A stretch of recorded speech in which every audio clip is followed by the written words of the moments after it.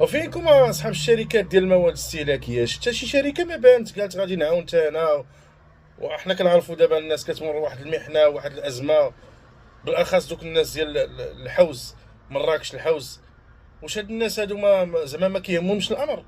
واش كيشوفوا الناس هما كيخرجوا فنانه، مغنيين، مؤثرين، فاعلين جمعويين، جالسين كيمشيو للمحلات ديال التجاريه الكبرى وكياخذوا اللي كاين في المستطاع وكيعاونوا حتى هما بداكشي اللي عندهم والمساعدات اللي كاينه، ويحاولوا يتنقلوا حتى البلاصه فين كاين المشكل باش يعاونوا هاد الناس هادو.